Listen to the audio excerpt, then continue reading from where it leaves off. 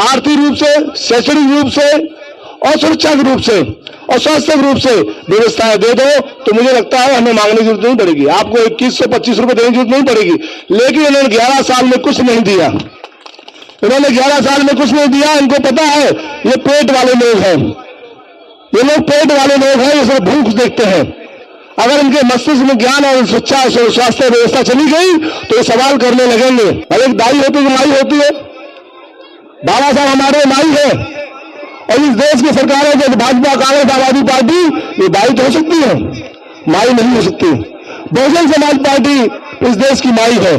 तो गरीब, शोषित समूह, कमजोर वर्ग की बात करती है, शोषण की, सताए लोगों की बात करती है। कॉलेज खोले, 6 विश्वविद्यालय खोले, ये तमाम काम आदरणीय बहन कुमारी बाई ने तोड़ने सरकार बनी हमारी थी। लेकिन हम लोग यहाँ क्या कर रहे हैं? हम कह रहे हैं पानी फ्री दे दे, बिजली फ्री दे दे। अरे मांगने वाले ही लोग बने रहेंगे। जो समाज दे रहा है, सरकार बना सकता है, सरकार चला सकता तो बना के इनको चलवा सकता है, तो अपनी सरकार में हम लोग चला सकते हैं। आवाज नहीं आई पीछे से। जय भीम। तमाम संतों, गुरु, महात्माओं को नमन। शिक्षा के अग्रदूत ज्योतिबा फूले और उनकी पत्नी मां सावित्रीबाई फूले को नमन। आरक्षण के जनक कुर्मी राजा छत्रपति साहूजी महाराज को नमन। और इन तमाम महापुरुषों के आदर्शों को सही से विधिवत अध्ययन कर राष्ट्र निर्माण में अपनी महत्वपूर्ण भूमिका निभाने वाले संविधान निर्माता, राष्ट्र निर्माता परम पूज्य बाबा साहब अम्बेडकर साहब की चरणों में नमन। हजारों जातियों में फैले समाज को बहुजन रूपी माला में पिरोकर बामसेफ, डीएस4, बीबीएफ और बहुजन समाज पार्टी के जन्मदाता माननीय श्री काशीराम साहब के चरणों में नमन। आबादी के क्षेत्र में सबसे बड़े सूबे उत्तर प्रदेश, सबसे बड़े राज्य की 4 बार की सफल कुशल मुख्यमंत्री रही, राज्यसभा, लोकसभा की मेंबर रही और बहुजन समाज पार्टी की राष्ट्रीय अध्यक्ष आदरणीय बहन जी को हम लोग अपना आदर्श नेता मानते हैं। उनकी नीतियों में आस्था विश्वास रखते हैं। साथियों, आज नागलोई जट का जो विधानसभा का इधर मंच का प्रोग्राम, हमारे जो इधर क्षेत्र के बहुजन समाज पार्टी के प्रत्याशी माननीय मुकेश बासवाल जी, मुकेश बासवाला जी के द्वारा हो रहा है। मंच पर आसीन हमारे साथ दिल्ली प्रदेश के महासचिव आदरणीय ललित गौतम जी, इस जोन के प्रभारी आदरणीय कैलाश माथुर जी, इधर विधानसभा के अध्यक्ष जी, इधर हमारे पूर्व के प्रत्याशी रहे संदीप भाई और लगातार बहुजन समाज पार्टी कारवा को आगे बढ़ा रहे हैं। हमारे इधर और तमाम सम्मानित साथी, इधर जिला के प्रभारी हमारे राम अचल राजवर जी, इधर हमारे विधानसभा के प्रभारी आदरणीय राजेश जी और प्रत्याशी के बड़े भाई करण सिंह जी, हमारे मीडिया बंधुओं, नौजवान साथियों, कुछ माताएं बहनें पीछे बैठी हैं, उन सभी को और आप सभी को दिल की गहराइयों से मैं आपको साधुवाद करता हूं। लेकिन एक पीड़ा भी मन में मानवर जाती है कि इन कच्ची कॉलोनियों में और खासकर ये जो इलाका है बहुजन समाज के लोगों से भरा पड़ा है।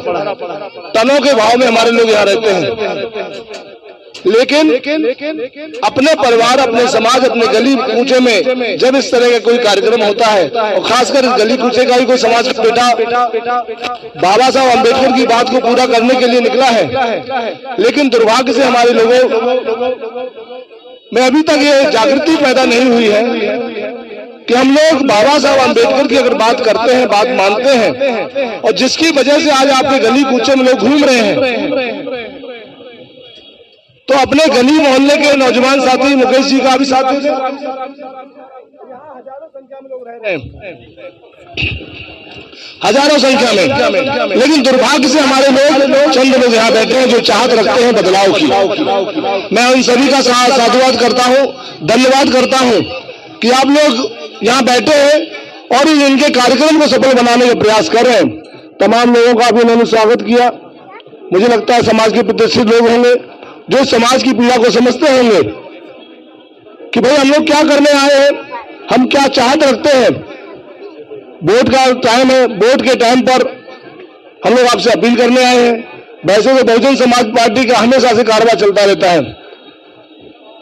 मात्र 1-1.5 महीने के लिए बहुजन समाज पार्टी राजनीतिक रूप से काम करती है, वैसे पूरे 5 साल लगभग बहुजन समाज पार्टी सामाजिक चेतना और बाबा साहब अम्बेडकर के दिए सिद्धांतों और संविधान को कैसे लागू किया जाए उसकी बात करती आई है।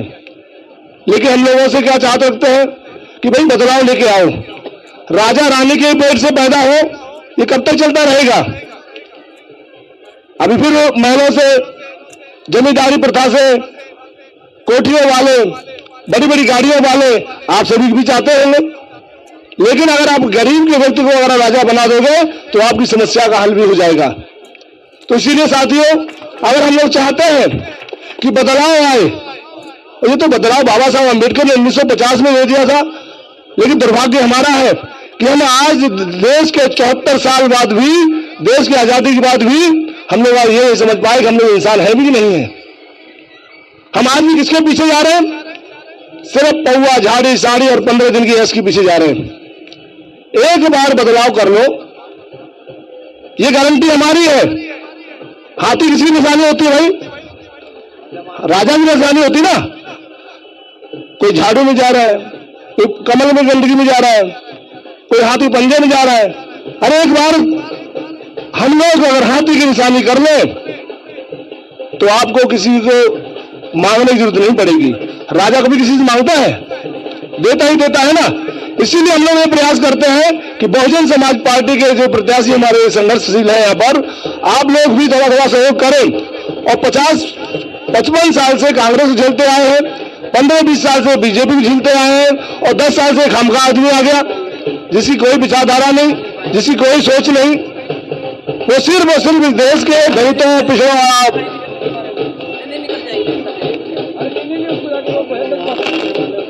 दलितों पिछड़ों को दबाने का जो काम करते हैं। तो साथियों,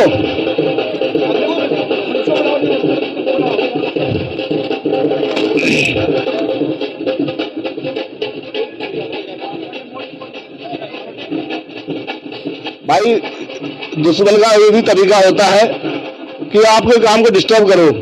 अगर लोगों ने चींटी चलते हुए देखी हुई लाइन से जब चलती है ना, और जब चींटियां लाइन से चल रही होती है, बीच में उंगली मार देना, सारी आगे पीछे चींटियां तितर-बितर हो जाती है। क्यों? कि उनका जो लय होती भंग कर दी जाए। अगर हम लोग आप लोगों से कनेक्ट होना चाहते हैं, अगर हम आप लोगों से जुड़ना चाहते हैं, तो मनवादी लोग ऐसे भी करते हैं। हो सकता है वो हमारे समाज के लोग हो, भाई इधर से चलाओ। जब उनको पता चल रहा है, कार्यक्रम चल रहा है, कुछ व्यवस्था चल रही है, लोग अपनी बात कहने के लिए बैठे हुए हैं, सुनने के लिए लोग बैठे हैं सर्दी में, तो हमारे लोगों को समझ होना चाहिए। चलो कोई बात नहीं, उनका जो कार्यक्रम था उनका मुबारक हो। तो साथियों, हम ये चाहत लेने के यहाँ खड़े हुए हैं कि अगर दिल्ली में हम लोगों ने देखा है कि पहले हमने कांग्रेस से भरोसा किया, तब भी हमारी माली हालत ठीक नहीं हुई, तब भी हमारी कच्ची कॉलोनी पक्की नहीं हुई, तब भी हमारे बेटे को कहीं सच्चा, कहीं आपका रोजगार, कहीं हमारी बहन बेटी को इज्जत से आबरू को बचाने का प्रयास नहीं हुआ। अगर हम लोग चाहते हैं कि बदलाव आए, तो हमें इन लोगों से पूछना चाहिए जो 11 साल से है कि भाई तुमने दिया क्या? अभी फिर वो आएंगे, अभी लोग घोषणाएं भी बहुत सारी की है। एक कहता है कि 2500 दूंगा, दूसरा कहता है 2100 दूंगा। अरे भी क्यों दे रहे हैं? अगर आपको देना है तो समाज को आर्थिक रूप से, शैक्षणिक रूप से और सुरक्षा के रूप से और स्वास्थ्य रूप से व्यवस्थाएं दे दो, तो मुझे लगता है हमें मांगने की जरूरत नहीं पड़ेगी। आपको 2125 रुपए देने की जरूरत नहीं पड़ेगी। लेकिन इन्होंने 11 साल में कुछ नहीं दिया। इन्होंने 11 साल में कुछ नहीं दिया। इनको पता है ये पेट वाले लोग हैं, ये लोग पेट वाले लोग हैं, ये सिर्फ भूख देखते हैं। अगर इनके मस्तिष्क में ज्ञान और शिक्षा और स्वास्थ्य व्यवस्था चली गई तो ये सवाल करने लगेंगे। इसीलिए ये इन लोगों को हमारी कमजोरी पता है, हमारी नब्ज पता है कि भूखे लोग हैं। इनके पेट में लात मारो, इनके पेट में वार करो, दिमाग को नहीं हिलाओगे तो ये आपकी जड़ें हिला देंगे। इसीलिए आपको 5 किलो आटा, 5 किलो गेहूं और तमाम ऐसी व्यवस्थाओं में आपको उलझा दिया है कि हम लोग शासक न बन पाए। अभी ललित भाई ने बताया कि जिन समाजों की सरकारें होती है, उन समाजों की बहन बेटी, उन समाजों के नौजवानों पर सोशल अत्याचार नहीं होते। लेकिन मुझे दुर्भाग्य है कि आज सोशल मीडिया के जमाने में भी हमारे तमाम नौजवान आज तक ये नहीं जान पाए कि हमें दाई और माई कौन है। और एक दाई होती है, माई होती है। बाबा साहब हमारे माई है, और इस देश की सरकार है जैसे भाजपा, कांग्रेस, आम आदमी पार्टी, ये दाई तो हो सकती है, माई नहीं हो सकती। बहुजन समाज पार्टी इस देश की माई है, जो गरीब शोषित कमजोर वर्ग की बात करती है, शोषण की सताए लोगों की बात करती है। हमने दिल्ली में देखा मान्यवर, जब ये 11 साल पहले आए तो ये तमाम तरह की बातें की, कहा कि हम हर गरीब के घर में एक सरकारी नौकरी देंगे, जो लोग कच्चे हैं खासकर डीटीसी में, जो शासन एमसीडी में और दिल्ली सरकार में सफाई कर्मचारी, इन सभी को पक्का करेंगे। आप सभी दिल से हाथ में रखे गइएगा, आप घर में कितने सरकारी लोग लगे नहीं लगे, कोई तो बता दो। फिर झाड़ू वाला पंजाब में जा रहे थे, कमल में जा रहे, जब सरकारी नौकरी नहीं दी और 12-15 साल से तो केंद्र में सरकार है भाजपा की, उन्होंने बड़े बड़े वादे किए थे कि 2 करोड़ देंगे, 3 करोड़ देंगे, हर साल देंगे। कितने लोग पढ़े सरकारी गैर सरकारी? लेकिन बाबा साहब अम्बेडकर ये चाहते थे कि अगर हम लोग अपनी सरकार बनाए तो ईमानदारी से हम लोग कहते हैं कि जो इन लोगों ने वादे किए, लेकिन बहुजन समाज पार्टी वादा नहीं करती, बहुजन समाज पार्टी कभी घोषणा पत्र यूज नहीं करती। लेकिन जब उत्तर प्रदेश के बड़े राज्य में बीएसपी की 4 बार सरकार बनी, तो आज भी हम लोग देखते हैं उत्तर प्रदेश में जो दलित समाज के लोग सही से खड़े होकर बात नहीं कर पाते थे, वो छात्र होकर कहते हैं कि बहुजन समाज पार्टी सरकार है, हमारी सरकार है, बहन कुमारी मायावती जी हमारी मुख्यमंत्री है और हम उसके वंशज हैं। दुर्भाग्य है, दिल्ली में आते आते हमारे लोग उत्तर प्रदेश बिहार से तमाम राज्यों से आते हैं, वो आज भी ये नहीं समझ पाए कि एक बार यहाँ पर बहुजन समाज पार्टी सरकार बना दें। बैंकिंग सरकार थी, हम लोगों ने देखा कॉलेज खोले, 6 विश्वविद्यालय खोले, ये तमाम काम आदरणीय बहन कुमारी मायावती ने उत्तर प्रदेश में सरकार बनी हमारी थी। लेकिन हम लोग यहाँ क्या कर रहे हैं? हम कह रहे हैं पानी फ्री दे दे, बिजली फ्री दे दे। अरे मांगने वाले ही लोग बने रहेंगे, जो समाज दे रहा है सरकार बना सकता है, सरकार चला सकता तो बना के इनको चलवा सकता है, तो अपनी सरकार में हम लोग चला सकते हैं। हम लोग देने वाले ना बने मान्यवर, अब देने वाले बने तो अपने घर में दे, अपने लोगों को दे, अपने प्रत्याशी दे। और एक बार हम लोग भगवान बुद्ध के रास्ते पर चल रहे, उन्होंने कहा जो लोग मांगते हैं वो कभी राजा नहीं बन सकते, वोट के आधार पर राजा बनता है, वोट हमारे पास है।